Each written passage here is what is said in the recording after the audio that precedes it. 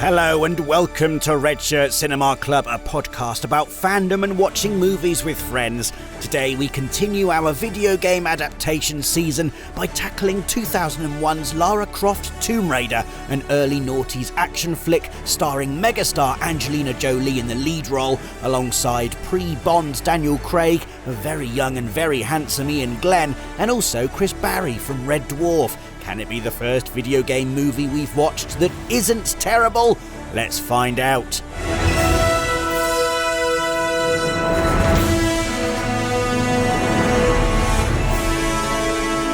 Hello and welcome to Redshirt Cinema Club. I am your host, Rob Pearson. We are joined today by David Jackson. Hello. And Nathan Dighton. Hello.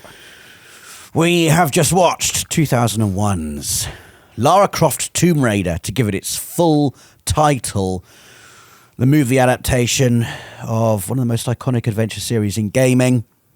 We've reached an era now of video game adaptations where we've gone beyond like the Marios and the Mortal Kombats and the Street Fighters, that sort of era of gaming where games were games were 2D, games were simple. Right. We're now into and I think this is interesting, we're into an era, like Tomb Raider was the first, or certainly many people's first, big 3D adventure game. Yes. A game that clearly had cinema in its DNA, I think. Probably the first adaptation we're watching where the game that it's been adapted from already has roots in movies, I think. Like Tomb Raider is basically just, it's Indiana Jones, right? Yeah, it's probably fair. And so there's already like a, you know, we've seen Mario, and it felt like the people who were making that were like, oh, how the fuck do we make a film of this? What should we do?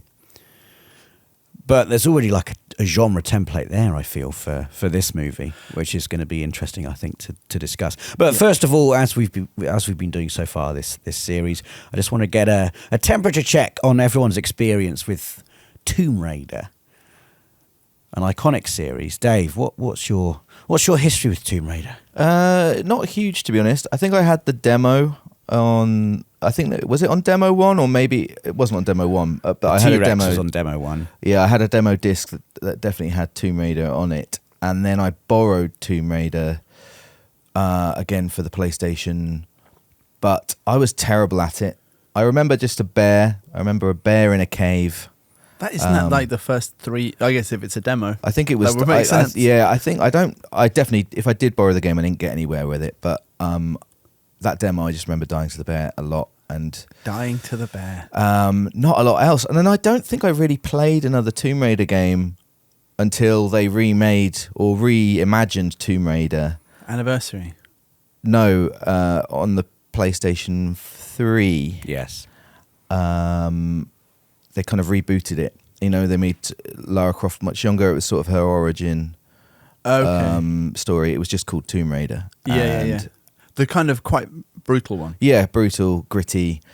I played that one, and that's about it, to be honest. I think Lara Croft is iconic enough that she, you know, I feel more of an affinity for the character than my sort of experience with the games really allows. But again, I must admit, I was watching this movie and wondering, are these inventions for the film, or are these things that are pulled from the games? I'm not sure, because obviously there were quite a few games at this point, I believe, when the movie was made. Is that, I don't know. Yeah, there were. Yeah, I think there were.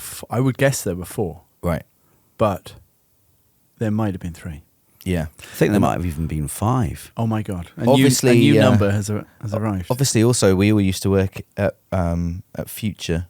Yeah, Future's offices, where they had a life-sized Lara Croft model just in the office, which was just in my eye line, as I recall, just every day at work. It's a weird time. Do you know, this reminded me, the movie reminded me of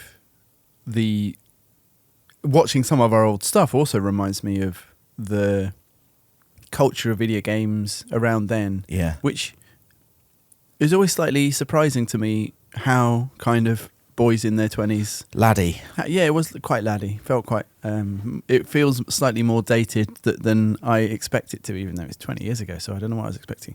My history with Tomb Raider was that this film came out while I was working at a cinema in Sheffield. I was working at Odeon, and I got a life-size cutout of Angelina Jolie and had it in my bedroom, even though I didn't really like Tomb Raider. I did it sort of as a joke because I wasn't super into the movie or Angelina Jolie or the game. I'd never played the game. Just so you know, guys, this is just a joke. It's very funny, but the joke will last for my entirety of my rental And period. it will live in my room, Yeah, that's right. not in a communal area, and no one else may touch the joke. No, exactly. It's very funny. So I hadn't played it. 'Cause I didn't own a PS1. The guy at university had one, which is where I played loads of PS1 games, and he bought a PS2 at launch as well. God bless Ian Macon.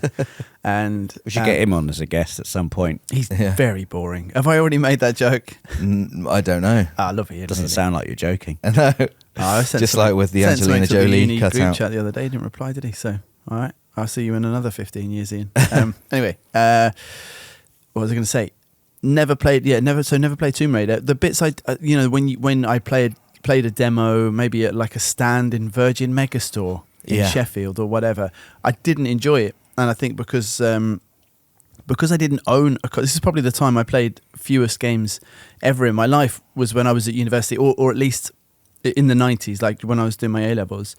And then in university, I got back into it a little bit, playing Tekken with Matt and playing loads of GTA and things like that, and loads of pairs.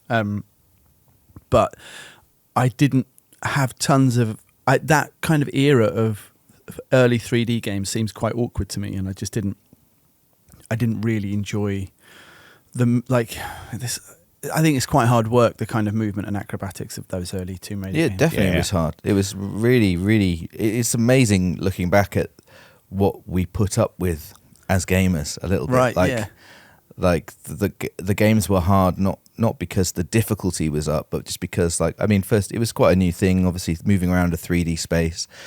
Rooms were big and dark. You couldn't see what was coming because it literally wasn't rendered yet. And then, just the sort of movement was so unforgiving. It was quite slow. You had to be incredibly accurate. It was, they were definitely tough. And it's sort of, in a way, you can imagine another version of games where they go, what are we doing? Let's not do this. Let's do 2D. We just won't bother. We should try 1D.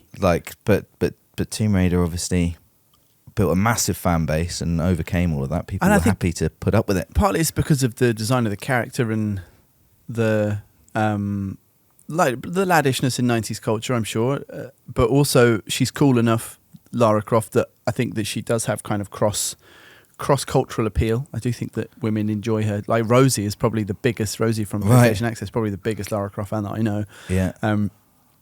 And talking about movement, when I got to Future, one of the early games that I absolutely loved on PS2 was Prince of Persia: Sands of Time, which I think is a kind of obviously it's a part of its own series as well, but is in the tradition at that point of kind of a Tomb Raider, kind of an adventure and exotic locations, and the movement in that game is all of the reason that game feels so good. It's just like such a smooth experience, and then that kind of goes into the Assassin's Creed titles, and then probably comes back around into Tomb Raider.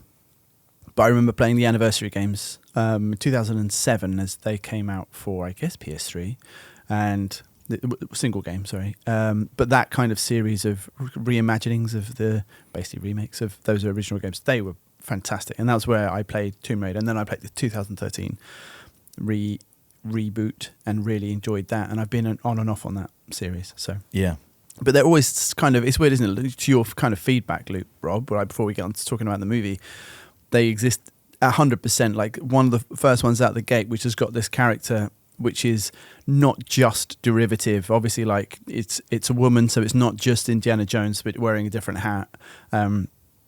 Has this lasting, like, just individual enough to kind of leave an impression, and the game was obviously good enough to leave an impression, but then enters into that feedback loop with Uncharted at some point. So that 2013 reboot, there'd been like, I guess, 3 Uncharted games by that point. Certainly 2. 2 was 2000. Yeah, 3. 3 was 2011. Yes, yeah.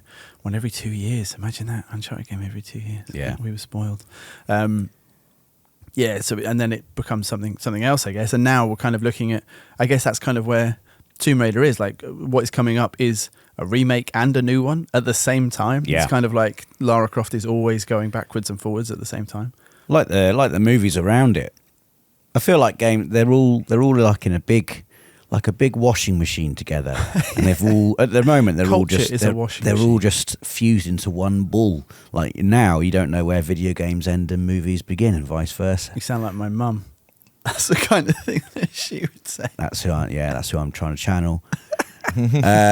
But yeah, I do find it really interesting, and it's interesting you remarked upon getting an Uncharted every 2 years. Tomb Raider, to give you a quick overview of the 5 games that came out before this movie: Tomb Raider 1996, Tomb Raider 2 97, Tomb Raider 3 98, Tomb Raider: The Last Revelation 1999, Tomb Raider Chronicles 2000. See, isn't it funny? Because I think Revelation is the one where everyone was like, "Oh, it's rubbish. Jump the shark. It's gone too big. It's gone." The Last Revelation was the first one I really got into. One of them was like a big dip, and everyone was kind of like, "This series is." Tomb Raider: The Angel of Darkness, I think, was the big dip. Yeah, maybe you're right. The first PS2 game where they introduced a man. Right. I think his name was Kurt, and he was shit. Well, what is he a playable character? Yeah, Right. Kurt. yeah. So there was like Lara Croft and this bloke. He looks terrible. I'm going to find a picture of him for you now. That's amazing. Yeah, sorry to get that timeline wrong. All I remember is when I arrived at Future and there was a new one coming up, or there was like anniversary was in the works. People used to talk about that third one being one of those games where some people believed in the series so much that reviewers had gone, "Oh, it's like an 8 or a 9," and gamers had gone, "No, it's not." Right. Curtis Trent. Sorry. Oh, he's got two wow. shit names. There he is. God. Curtis Trent. I mean, he looks a lot like Nathan Drake. That must have been said before. But with like an emo haircut. He looks What's like the in guy his from hand? Lost.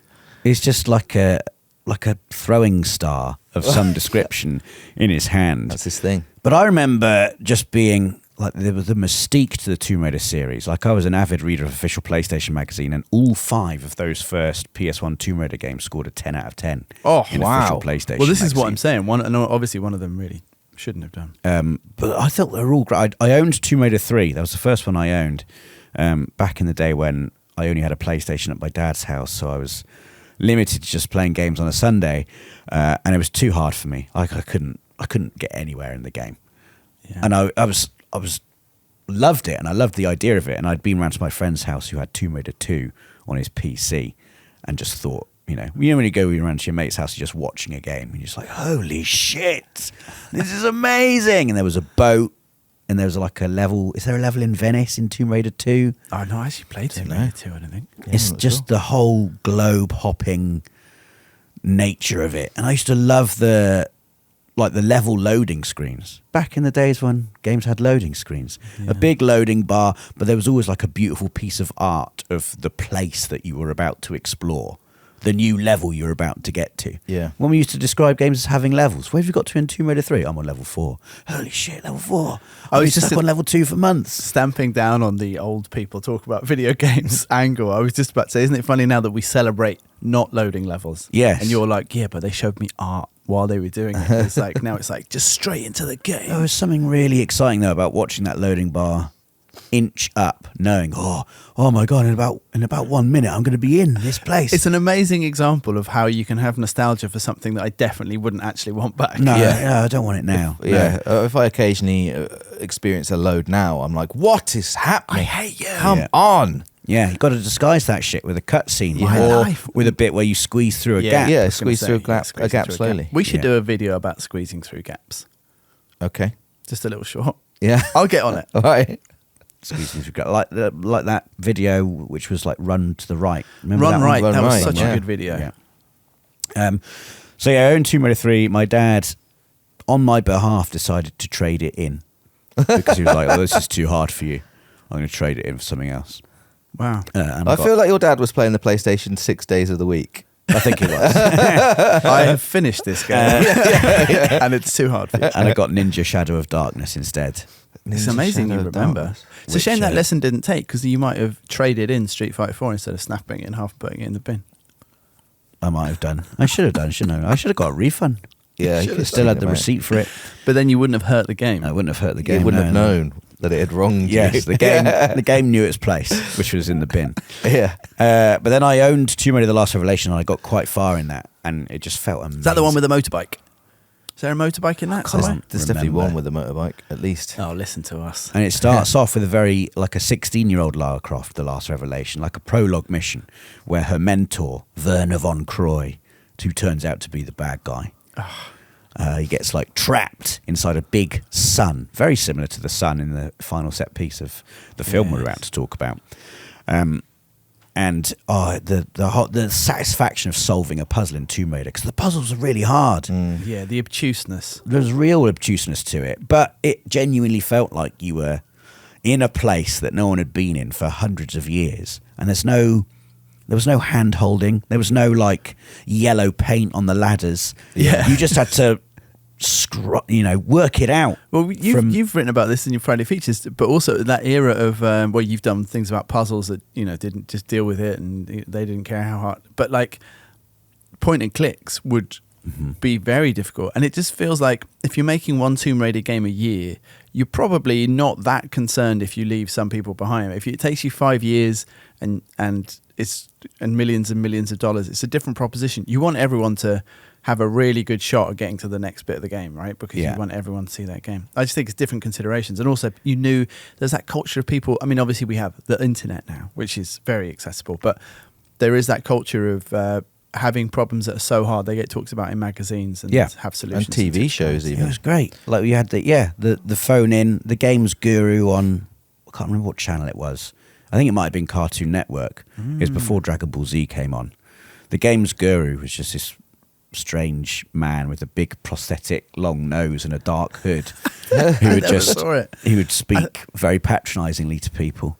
I thought you were going to talk about Games Master, obviously, but that was less. I didn't watch much of Games Master. Less about but anyway, It did have tips though, didn't it? It did have tips, but it's just TV, isn't it? But do you know what I mean? Yeah. Games Guru felt more like it was actually helping. But it feels so mad that there was a section of this weekly show about games where it was like, because I was just like, what are the chances I own this game that you're doing? It's not really about helping with that problem, is it? It's about putting together content for TV that shows that games have a culture of having guides and tips. That's true. Yeah. But you're right, it's rubbish. I guess that but now it feels like because games have got so good at tutorials and just like yellow paint and just putting a dot on the map and saying you're going here, and if you haven't solved the puzzle in 5 minutes, a little message coming up saying like, do you need help? Should we just tell you? Man. Do you want to just do it? Like I guess that like online guides still exist, but they've kind of pivoted into like much more about collectibles or maybe some obscure trophies and things where it's more about, it's not like how do I literally progress. Well, it's an interesting point. I'm not talking about like kind of across the streams too much with work, but I'm playing Saros at the moment, which I think is fantastic. I'm loving Saros, and I am at the actual final boss, I think. And there is an option in there. There are modifiers. You can make the game harder or easier. And I really fucking resent that it's there because I am struggling. And you play for about 15 or 20 minutes to get a shot at the boss. And every time I fail, it hurts quite a lot. And the modifiers are right there, but I really don't want to use them. They're right there though. I'm using wrong. Some in my just general, but they're not. I've lost all respect for you. How interesting. It's okay, but I just thought like, because I was kind of the same. I was like, I don't want this decision. No. But then I just felt like I should understand how this works, and it's kind of more interesting than it's not just like make it easier. You kind of have to complete the game and then find out. You have to balance stuff. I think that there are some interesting ones. It's not just like do more damage, take less. There are those though, right? I think there probably are. Yeah, I'm trying to think what I've got turned on. So just to claw back some credibility, I've got.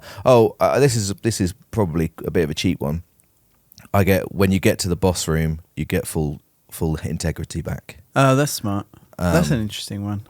But I have to balance that. And the balance is that every time you get to a new biome, you destroy a random artifact. But I was pulling apart this whole reasoning the other day anyway, talking about like kind of getting back more generally to games, just in terms of I was in a room and I was thinking about those modifiers and I was thinking to myself, no, I want to do like in my head, what is the imagined natural state of this game? And then I was like, yeah, but they can just make it as hard as they want. Do you know what I mean? Like, there is no natural. They can make this game impossible. It's obviously the whole thing is an illusion. Like, in my head, I'm like, when I encounter one of these enemies, I don't want it to be easier than it is now, because this is the real version. It's tough. It's like, no, they can just make it tougher. Yeah. You idiot. There is no natural nothing. state. It's of all. this.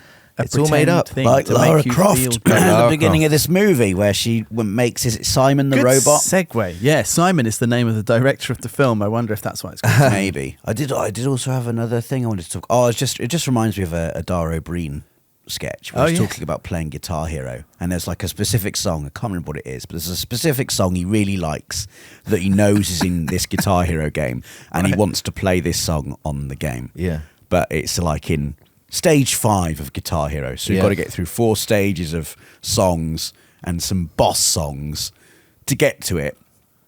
And he's like, "What the fuck? Like I've paid for this game. This is my content. I own all of it. I own this game. Yeah, I want to play this song that I like." Yeah, and this is just that interesting thing, is it, where content is locked off from you. Specific stuff is locked away from you until you've displayed.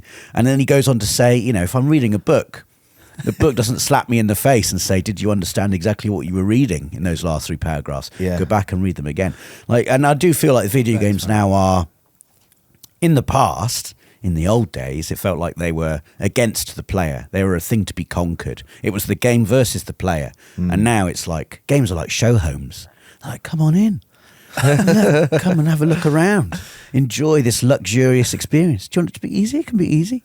But Tomb Raider was not like that in the good old days. That is funny. It's a really good point. Do you know, and even better with Guitar Hero, because I've seen a clip of Dara Breen doing that, but talking about MGS and doing kind of a good impression of, and that kind of makes sense to me because it's kind of a more traditional game.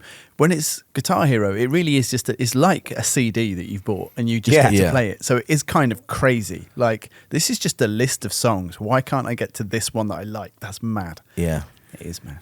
But yeah, Lara Croft in the film that we're about to talk about. Yes, this film opens with her. It's one of those classic things. It's all pretend. It's all pretend, really. Well, it's not, because Simon the robot is filled with live rounds. It's all real. And it's been programmed to kill Lara Croft because that's what she wants. She's just not in an actual tomb. She wants to play Tomb Raider on veteran difficulty. Do you know what? Because what you said earlier on about, because I went into this thinking about Indiana Jones and that kind of cinematic tradition, and it's so funny that is right there, and what they go for instead is incredibly of the moment. Like it made me realize that we have a very similar kind of music running through all of the video game adaptations, apart from Mario. That kind of, it sounds like Tekken menu music, or Mortal Kombat menu music. Just really kind of, I don't know. There must be like EDM kind of. Like, yes, bosh, electronic stuff, and you wouldn't catch Harrison Ford anywhere near it. It sounds so unique to video games. Well, a piece of music that's playing underneath her fight with the Simon robot is "The Servant" by Cells, which was a piece of music used in the Sin City trailer, which I absolutely loved around about this time. It was in my rotation a lot. There's like a lyrics version and a non-lyrics version. Which one did you prefer? I preferred the non-lyrics version. Don't talk to me. Which is very cool. Well, I think in general there's a lot of licensed music in this film, and it feels like a sort of a change in the movies kind of accepting maybe games are a bigger cultural thing, and we'll actually spend some money on, see there's the Chemical Brothers at the end and the end credits, and I think I recognised a couple of other tracks, and that feels different, but it almost is a bit of recognition of like this whole thing is bigger. The cast is way bigger than I think even Super Mario Brothers. I would say it's got bigger names.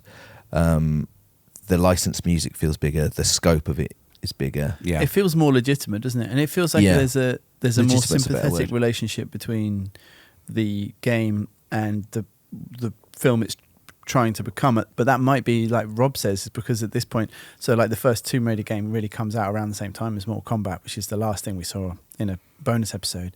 Certainly from those early 90s days. I guess like there is all of us, when we started our kind of jobs, mine a little bit earlier than you guys, but you kind of came into the games industry around 2010. Still, everyone was talking about, can games be art? Guys, do you think games can be art? Have we found the Citizen Kane of gaming? Yeah, is that happening? And really dreary for us, I think. But there was a generation of other journalists who'd kind of, the reason that discussion was still going on is because of those ideas of legitimacy and whatever. And I think when you have games based around Mario's a really ridiculous premise, right? And the art of it is not to be found in the fact it's a plumber jumping up and down, or Street Fighter or Mortal Kombat being just about punching people.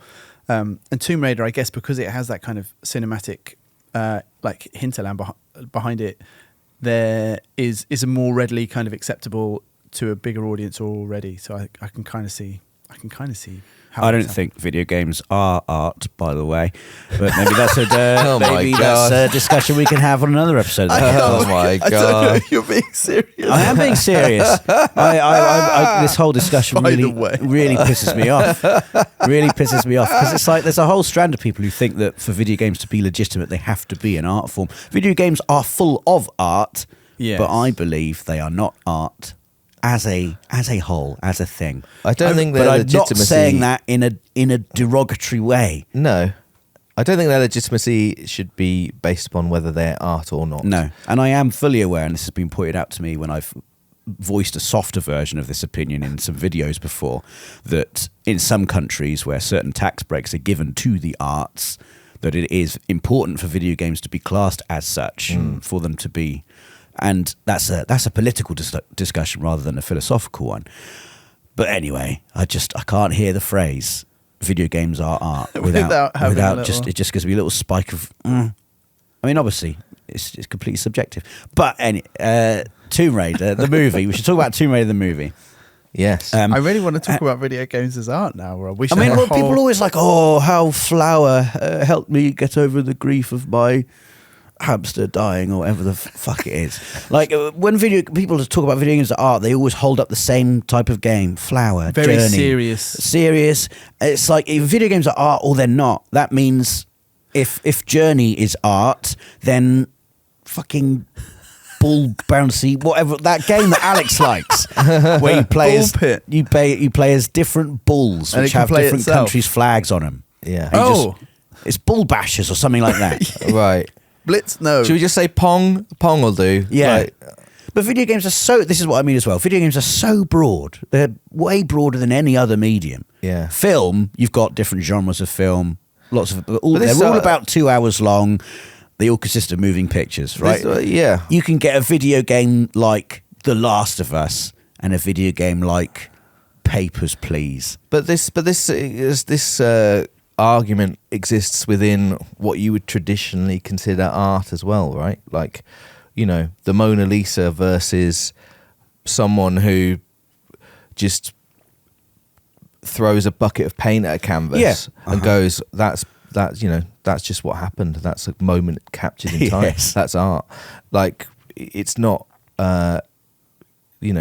So there's more to it than just video games art. I mean, all art is all art. Art is still trying to figure that out. Art. What is art? I don't know what it means. I don't think we should talk about this anymore. I think we should talk about Tomb Raider. But there's clearly, I think it is a big. I think calling a video discussion. game art is like calling a house art, like the building of a house. And maybe some people think that is artistry.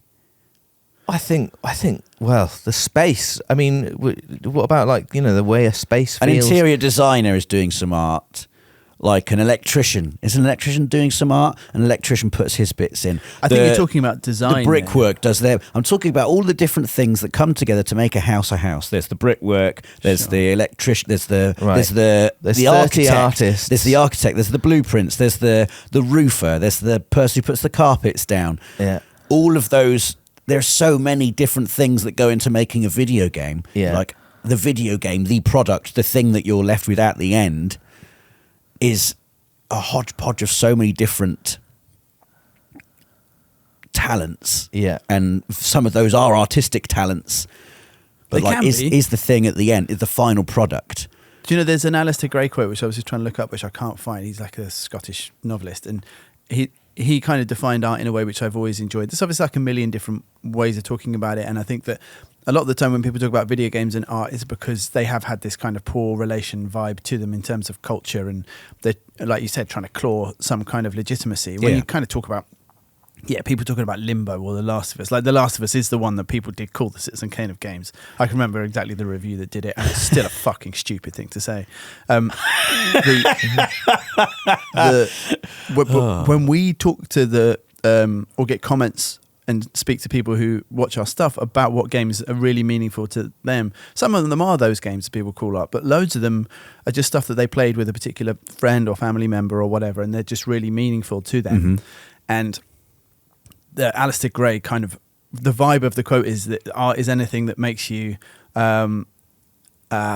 this basically think about feelings and just explore the world, and like just it's about taking you out of the moment to moment and just making you reflect on things. A mountain does that for me. Right. A mountain is an art. No, that's fair, but I guess it's anything that's Unless created. there's a god. Yeah. There you go. Something that's created that makes you feel something. And I think that just kind of a more open, less precious view of art can be useful. I to agree. not have to think about these things anymore. I agree. But then at the same time, I do think that some, games as a whole, yeah, sure. Some games, I can't remember what that is.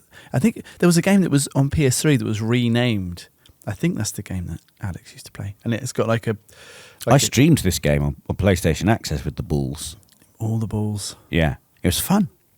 But my overarching opinion is that video games don't need to be considered art for them to be a legitimate medium and for them to be meaningful. Well, there's the whole idea of like art versus play, isn't there? Which we've probably talked about this for too long. But I basically think we don't need to worry about it too much. No, they are right if you like them a lot and they make you feel feelings. I agree.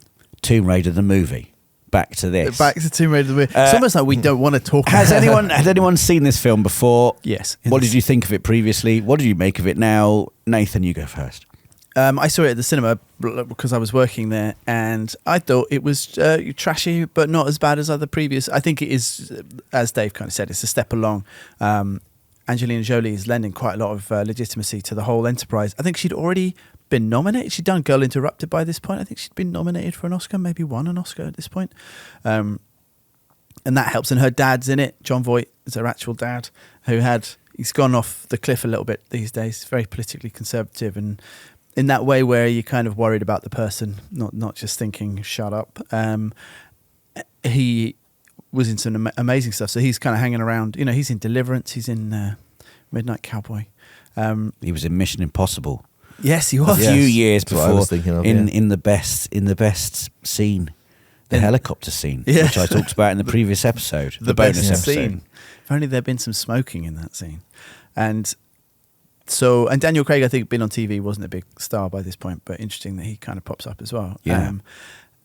I thought it was good, but throwaway in that way, like other action movies around this time, like Gone in 60 Seconds or whatever, like it had that kind of vibe to it, rather than there wasn't anything particularly video gamey about it.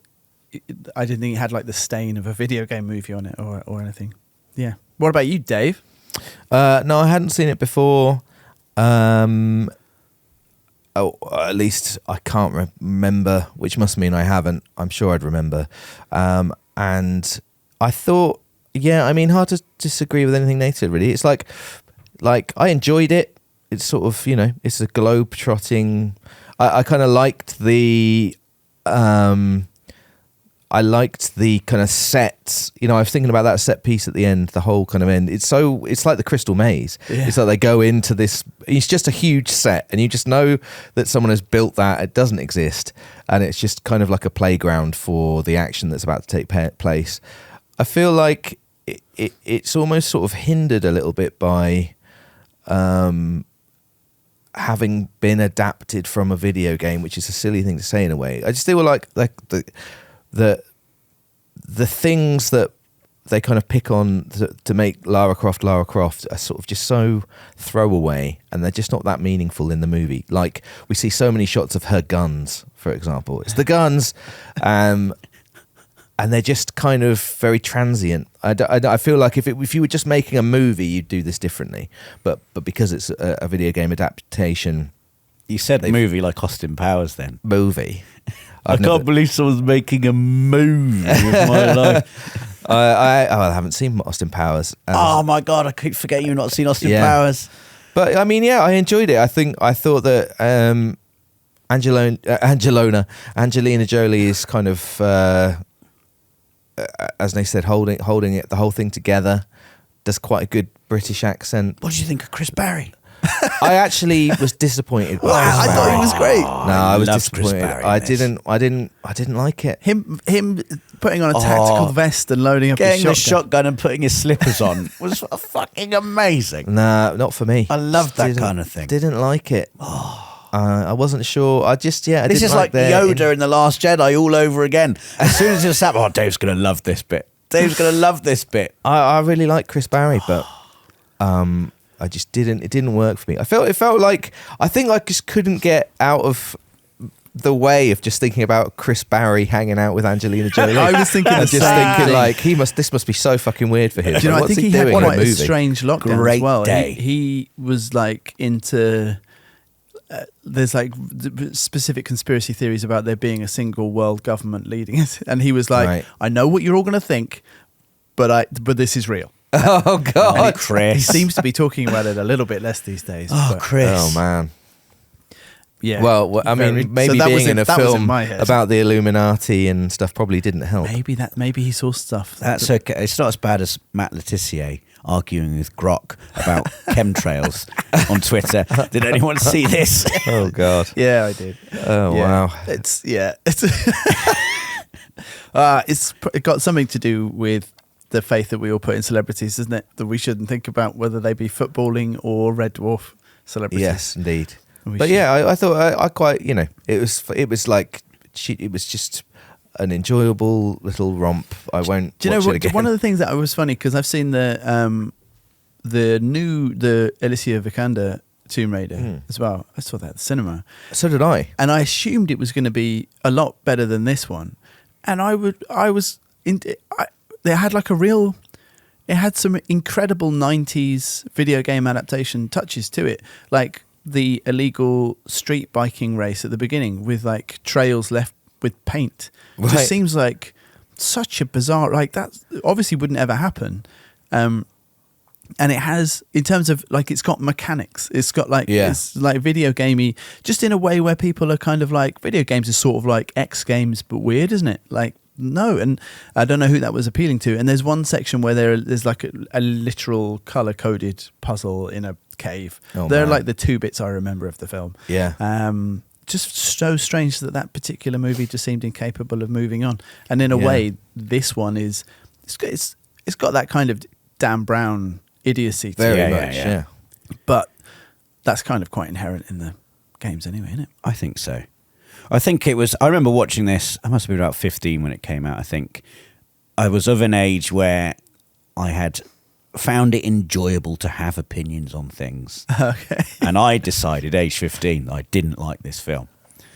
And I was You like, might have been correct. And I knew about Tomb Raider. And I came into school. I remember in science class, just really trying to express why I didn't like Holding this film. forth. And I thought, I think my main gripe was that I was annoyed at how sexy Angelina Jolie thought she was. Oh in my the God. whole Who was film. she kidding? I was like, what's she doing? Like, she just does. And I remember thinking as I was seeing it, like, this is so over-egged. Like, Lara Croft isn't like all smirky and wisecracking and like sassy as I did this. write down that she's given that robot some sexy looks. Proper sass going on all the time. And that was the flag that I stuck in the ground. I was like, I don't like the Tomb Raider film actually. And it was, I'd enjoyed The Matrix, Have you heard obviously. what Robert Pearson's been saying in science? And there's a lot Games of aren't art. There was a lot of equilibrium in this as well. I think Equilibrium. I think Equilibrium might have come out a year after this actually. But the gun stuff, the gun carter. porn. Oh, Yeah. just all the Christian shots of Bale. the guns. Equilibrium's so good. Is Sean Bean in that film? He is, and he dies really quickly. He does. Tread carefully. That's the rule. Oh, it's so good. Oh, it's so good. Have you seen Equilibrium, Dave? No. Oh, we should watch Equilibrium. Is that art? Yes. Where was I? Yes. I didn't like it, but Right. yesterday I really did enjoy it. I think, and I I'd thought like Angelina to... Jolie was really sexy. I thought she was. I thought she was great. And I thought just looks-wise, she's an amazing Lara Croft. I mean, Yeah. you would have Even thought the like- job was done, wouldn't you, if when you were like casting the movie? Oh, we're Yeah. just Angelina Jolie will be Lara Croft. That's it. High It doesn't fives. really matter after that. It doesn't. Like, she looks so much like PS1 era Lara Croft. Yeah. Perfect. Like Less even, triangular. and I'm not trying to sexualize her here, but the shape of her legs is perfect. It's perfect. You mean like the kind of the length and dimensions? the length and dimensions of her legs and the way they go in slightly at the knees, and then she's got these muscular calves in those boots, and with the shorts and the gun holster strapped on. Yeah. It's amazing. She looks, it's amazing. I think in terms of immediately getting into a game accurate character situation, and that's kind of why I was talking about the individuality of like her design in that first place, coming through in an era where there were tons of characters. Yeah. And there is something about those kind of the holster straps and just her silhouette. It's the silhouette thing, for sure. Obviously the silhouette is like, people have always joked about how it is like a cartoon version of a woman, but there is also something just apart from that about her costume and the angularity of that kind of character, which is carried off in Angelina Jolie's kind of physical presence. Everything apart from the sexy smirking, which is maybe, as you said, over. Oh, the sexy smirking's definitely in the game. Definitely. You think? I can recall cutscenes like those sort of, early days cutscenes with her. Isn't she? She's like smirking on the cover.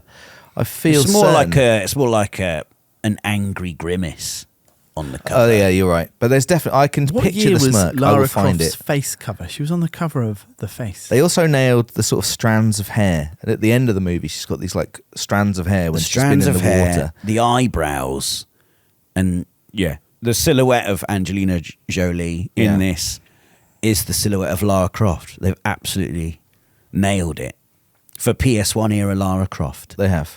where of course she was, slightly cartoonish and exaggerated. But Yeah, very much so. the sunglasses, the guns, the ponytail. So Lara Croft famously on the front cover of The Face. I was just trying to find what year this was. So it was kind of like The Face, like a British kind of culture magazine.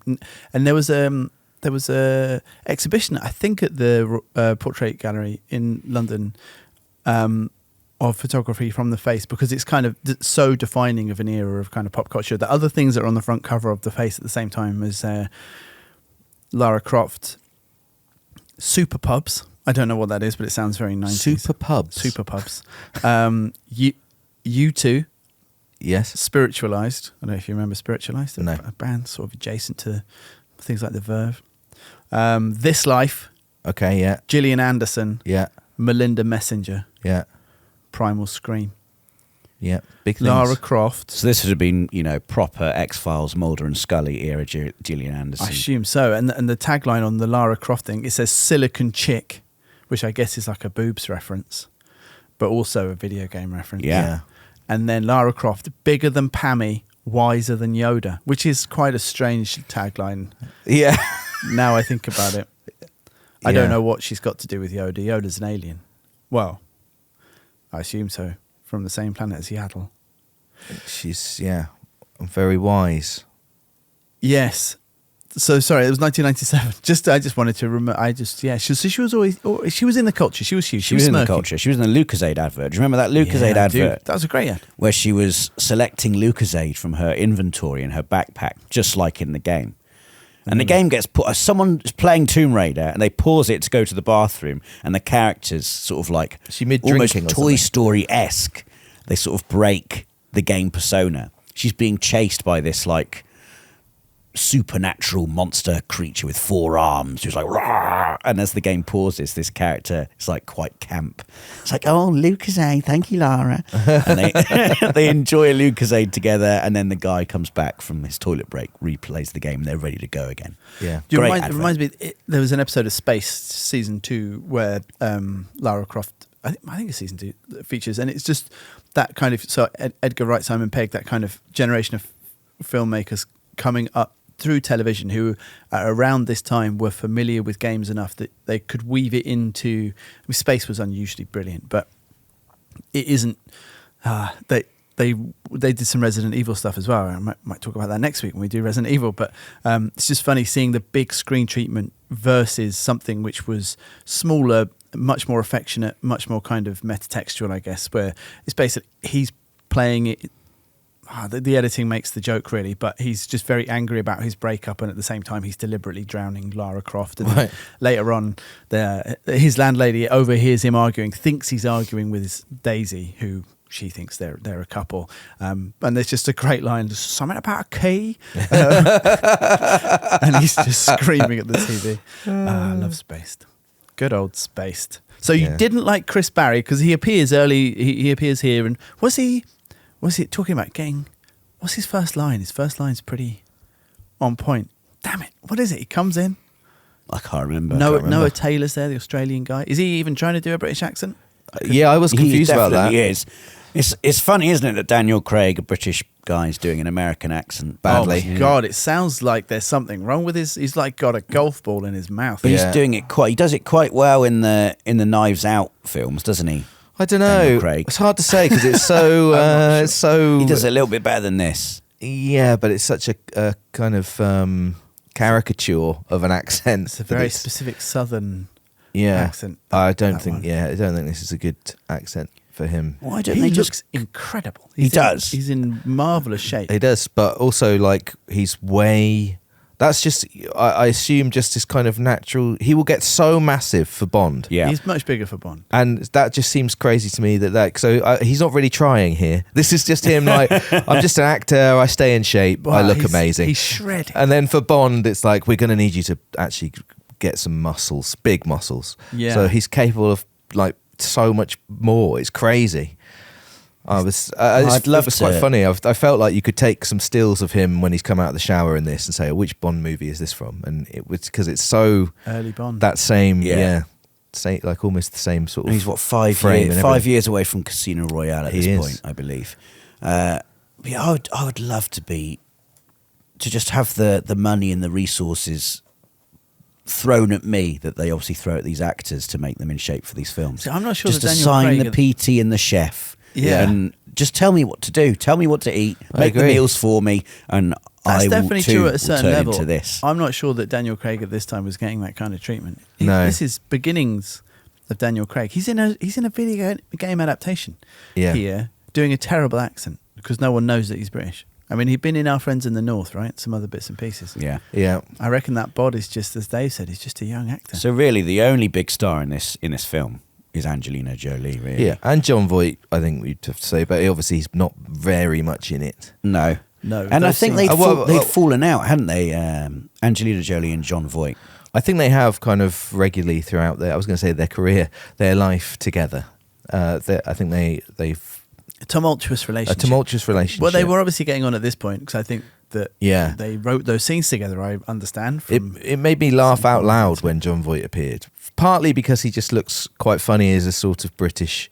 I just An don't know. old With British his guy. little sort of moustache made me his laugh. voice was kind of Anthony Hopkins. I thought it was almost like Anthony. Has Anthony Hopkins dubbed this? Oh, Lara, don't worry. Was John Voight so bad at doing a British accent they had to bring in Hopkins just to dub possible. it?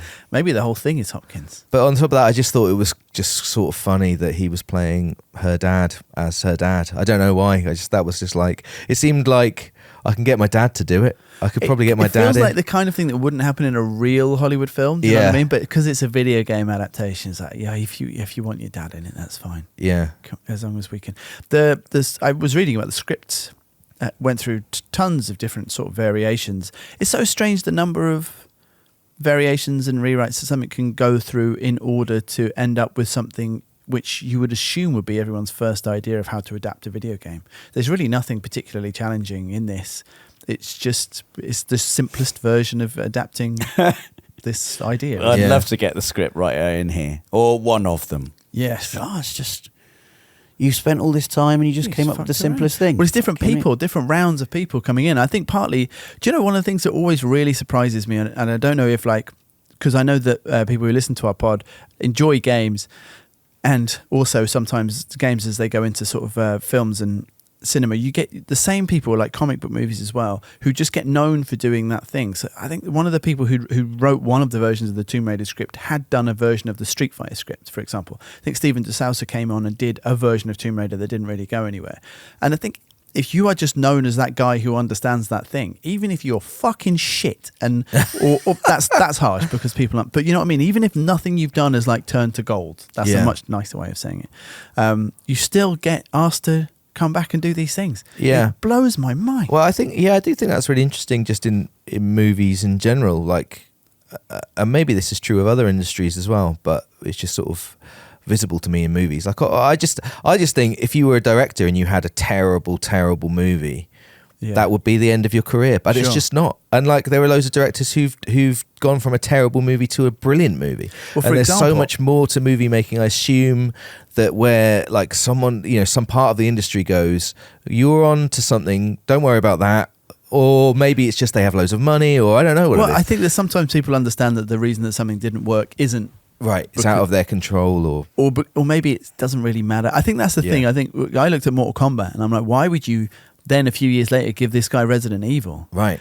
And it's because it made money and no one gives a fuck. I think that's the reason. Like, interestingly, also Stuart Baird, the director of Star Trek Nemesis, was executive producer on this and was also involved in some form of re-editing during post-production for this, and it was his work on this and also Mission Impossible 2 that got him the director gig on Star Trek. I do Nemesis. remember that IMDb trivia from this isn't IMDb watching. Trivia, this is Google with AI. God, Gemini's got he our could barely back. bring himself to say it. We've talked for a long time. We're kind of getting to the end of the episode, and we haven't really spoken very much about this film. No, we haven't. And we haven't spoken at all about Iain Glen. Oh, No. I love Iain Glen in this. He looks very handsome. He's brilliant. Yeah. Do you know, in in this. Game of Thrones, you look at him in his 50s or whatever he was and go, I bet that was a fuckable young man. And it turns out he was. Yeah. He's quite a good baddie, I think. He's a really good baddie. Yeah. Yeah. Horrible man. Sorry, I was just wondering if I should have said that. Well, it's in there too late now, now. and it's on the It's just thumbnail. rude, though, isn't it? It's just rude about somebody. I'm sorry, Iain Glen. It Hopefully he is a doesn't bit mind. rude. Sorry. That's going on the thumbnail Oh, on don't YouTube. do A that. Well, it's- fuckable young man. Oh, God, no. It's a Disagree. bit much, isn't it? Yeah. Because we did that for Pokemon already. Do you know what I mean? Yeah, So and you I said that as well. You've I got a know. bit of a stereotype. Well, at least this time I was talking about Iain Glen. I wasn't talking about getting down with Pokemon. I was wondering if they did it with each other. That's true. Or whether And they they just do. had happy thoughts. Why are you bringing this up again? You just rub two Pokemon together and another one comes out. Yeah. Well, an egg comes out. But anyway, Iain Glen, I thought he was a good baddie in this. It's very charming. He's very charming. He's not that hateful until sort of the end. And he definitely admires Lara Croft as well. And I think is sincere, like Darth Vader was to Luke Vader. Yeah. To Luke Luke Vader. Vader. To Luke Vader. That would have been a giveaway. My son Luke Vader. Who? He genuinely relation. wants to rule the world with Lara Croft. He's like, let's put these two halves of the triangle together, and together we can rule the galaxy, Lara. Yeah. You and I. Well, you would though, because We're- she's stunning. And Yeah. we're better and smarter and sexier than everyone else. Well, it we'd have does have god that. powers. One of the things I thought about this was that it's like a shadow version of the relationship between Indiana Jones and Hilaire Belloc in the Indiana Jones movies, where there's that whole thing of it would take one nudge to make you like me. Like Yes. he's the dark version of Indiana Jones, where he doesn't mind tripping over ethical lines. He Yeah. won't put things in museums. Yes. And he will just kill people.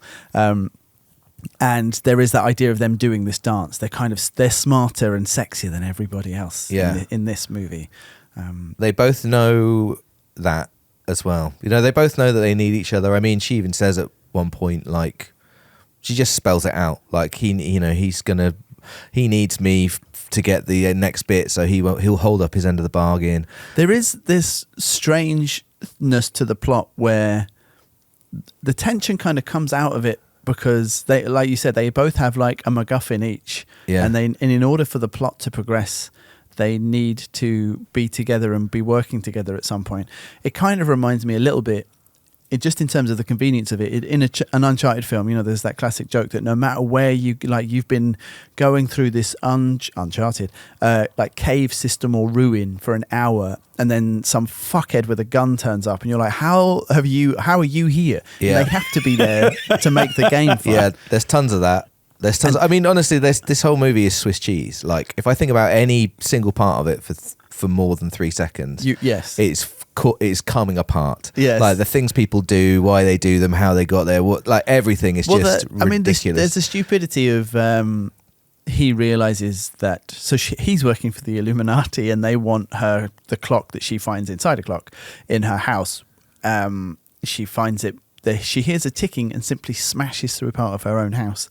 But the way that he gets it isn't to send in one sneaky thief, like just invades her house with a small army. Yeah. It's insane. I really enjoyed this set piece, by the way. Her sort of bouncing around on a rope. It's brilliant. It's really beautifully, what's the word I'm trying to find? Choreographed, but also just set up. Like there's a word that I'm looking for that I can't find, and it's irritating me because it's too early in the morning.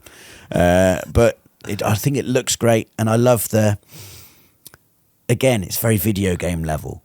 It's a set, like you said earlier, designed. It's like when you walk in a room in a video game and you're like, there's going to be a gunfight in here. Yeah. Maybe not now, but I'm going to come through this room later on. There's going to be a gunfight in it. And she's bouncing up and down on her bungee thing. She's a bit like... She's almost Batman-esque in this scene. Yeah. She's like a lady Batman, rich, big house, loads of gadgets, and a butler who won't take any shit. Yeah. And I love Chris Barrie with his shotgun. I can't believe you didn't like that bit, Dave. He's quite ineffective. I'd like to have seen more of him. All he does is shoot at some bulletproof glass. I sort of liked... I thought at first he was hiding, and I quite liked that. He was like, oh dear, and I'll just stay here. But then when he got his shotgun out, he just shot some glass, which he must know is his bulletproof glass. I would have enjoyed him just dispatching a couple of people on the way. Some close combat, some melee combat. You realise, who is it? Would be better. Was he in the where SNS? he uses butler skill. He uses a silver tray. Right. Bonks someone over the head. Does a one-liner. What one-liner would he do? Dinner is served. Yeah. Dinner is served. That's pretty good. Yeah. I was trying to think about something like showing you to your room, or it doesn't really work. Let me take your shoes. My fist will see you now. Is he a doctor? What's going on? Well, I thought as soon as you saw his face, as soon as he saw the intruder thing, and his face just goes, has an expression on it that's like, right then. Right. And he goes immediately to his special cupboard with his gun in it and his bulletproof vest. And his slippers. The other thing I thought you'd enjoy, Rob, is that we get scenes of the hacker I can't even remember his name, and he's there at his messy big monitor computer with a little can of Pepsi. I love the tropes of it. Yeah. It's making me think maybe this is what I had in my head when I made my stupid film. It's like a useless sort of cowardly hacker doing hacking things. You can see everything going on. There's so many films with this very same trope.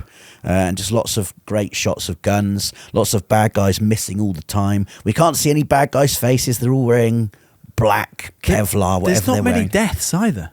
There's not lots of killing. No. She incapacitates. There's quite a bit of killing. But there's that one guy who she just strings up. Yeah. And he's just dangling, and the rainwater's coming down, and it is very much like Batman. It is and quite the Batman. new guys flood in, and they're like, oh shit. Yeah. We're up against it here. Can anyone guess my product placement of the week? Something to do with the cars. No. Not Pepsi. No. Wow, it's worked on you guys. It's the UPS driver who, in full UPS uniform, there just to... Is that the next scene with the letter? The line she says, I really enjoyed it, where she was like, I just woke up this morning and I hated everything. Yes, that was good. That was all right. Oh, is that... to explain why the house is a complete tip. Yeah. There is like a sense of... she's not a very relatable character. She can buy whatever she wants. She's as rich as anything. Like, her whole house is destroyed and she doesn't mind. Yeah. There's There is, yeah. Well, she's fighting a robot with live rounds. It's almost like she wouldn't mind dying. Well, there's the comparison with Daniel Craig's character where she kind of judges him like, oh, you just do anything for money. It's like, well, you don't fucking need any money. Yeah. So how would you know? That's a good point. It's a very good horrible woman. Well, Daniel Craig's character Alex West, he says it, doesn't he? So, oh, Lara's in it for the glory. Yeah. Because what else has she got to chase? Yeah. She drives a motorbike. That's what they're calling it now. She drives a motorbike inside, which I thought was very stupid. It's cool though. A ridiculous one moment. It's like 2 seconds of film. Well, she rides it around that garage for a little bit, but then she does that front wheelie spin to smack a guy with a tire. Oh yes, sorry, I'm thinking about a different bit. That was. She kind of jumps over. All right. That does seem like it's from a cutscene. There's a really specific sort of iconic look to the angled bike jump with the Uzi. Shooting. Yeah, I'm thinking of when I think she's gone to see Iain Glen for the first or second time, and she drives away, and there's just 2 seconds of film of her driving a motorbike through a covered market and people getting out of the way. Yeah. And it was just there's no explanation for that or why she's done it. It was a little character moment. The world is Lara's. Yeah. And everyone else just needs to get out of the way. There's lots of things which could either be a little loading cutscene to a level or just a very small rubbish bit of a game, like riding really fast. I actually thought, she's driving through that market, and the thing that I thought was that's really irresponsible. Yeah. That's an indoor bit of the people. That's a pedestrianised area. What are you driving out from? And I thought the same when she was riding across Tower Bridge. I just thought, I guess at the time you're like, she doesn't care. She's so cool. She goes really fast around London. And now I was thinking that's really dangerous, not just for you, but for other people. It's bad, isn't it? But there's loads of just sections of just driving. There's a bit where she realizes where they are, and she just gets like a big Jeep and she's just smashing it along some bumpy road. My favourite bit was when she was escaping from the collapsing bit at the end, sledding with the dogs without a sled to the Chemical Brothers and just laughing. Yeah, I enjoyed that immensely. I quite like that she was just laughing.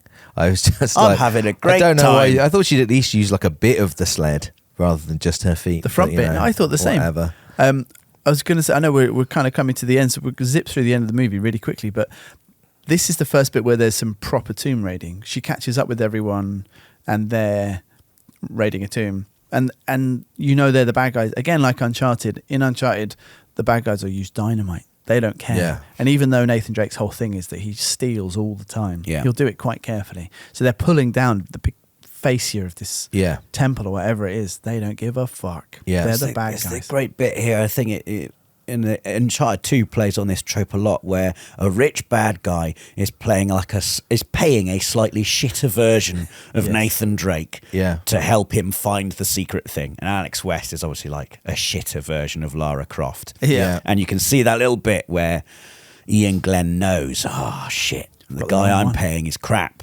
Yeah. I believe Lara Croft. And with 2 seconds to go, he throws her the thing. And they do, and they're like, we're good, aren't we?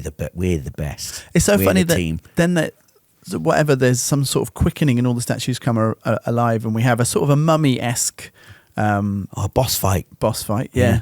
And then Lara escapes and the gargoyle comes to pieces once it's outside the temple. I assume because it's magic in there.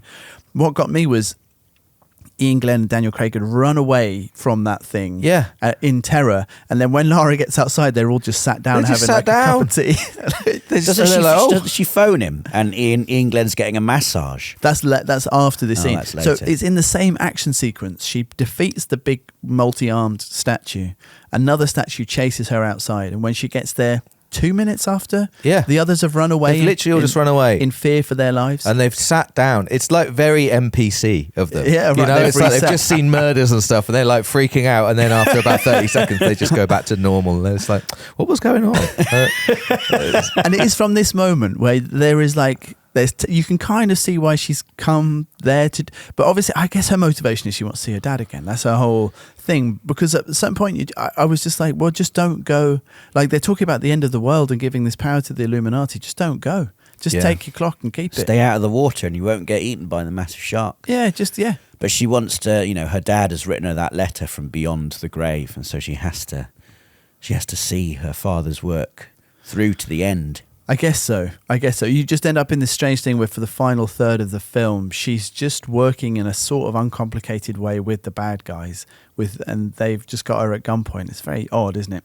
It's just quite strange. If Iain Glen hadn't betrayed that man to become the head of the Illuminati, then who knows what would have happened. Yeah. And I enjoy, again, I mean, you just have to keep going forward to them. You just have to keep going with it, because if you stop and look at any part of it, you will instantly go, what the hell is this? Like a video game?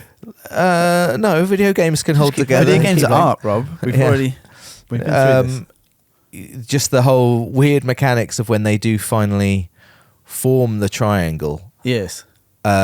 Oh man, I'm gonna have to pull it a little bit apart. Like there's that thing where there's like a sort of portal that you can go through, and it strips away. It makes you into an X-ray of yourself. If you're a dog, or a clock, but not if you're a hand reaching in to grab something from the exploded the clock. Sand that's fine. Don't worry about it. Don't worry about it. Don't worry about it. It's not that kind of movie, like kid. there's sort of like the weird mechanics of them forming the triangle, and then suddenly there's a race to grab the triangle. Yes, like there's a mechanic built good in. bit for the trailer, that though, wasn't it? Oh, I don't know. The race that is to get the happening pyramid. in some kind of third space. Yeah, it's Like, in their minds. You know, is it in their minds? Is it? I have the will to grab this triangle. You don't, Iain Glen. Ha. And then it just makes zero sense in any way whatsoever. The whole thing with the knife at the end, where she starts like reversing time, and then she turns the knife around. Yeah, and then it goes backwards. Well, it moves what do you forward. Imagine understand being about that? Iain Glen, just like, ha! I know, yeah. He wouldn't know what the heck had gone on. Yeah. No. But he's still got enough in him to do a little baddie monologue thing. If it was me, I'm Lara Croft, we're all leaving, the whole place is falling down, because places, I guess they just do, right? Their ruins collapse once their purpose has been fulfilled. And he's lying there. Well, to your point, Dave, once you start pulling on these threads, he took that knife suspiciously not particularly central, so you know he's probably all right. Yeah. But from lying there, giving out one final taunt, which is "I killed your dad," and the thing he really didn't want is for me to have this, and it's like a clock, a watch. Sorry. Then he gets up and has a fight with it. So he could have just got up. Do you know what I mean? I thought the same thing about Daniel Craig he gets knifed. It looks like he's dead. Yes. But then he's actually alive.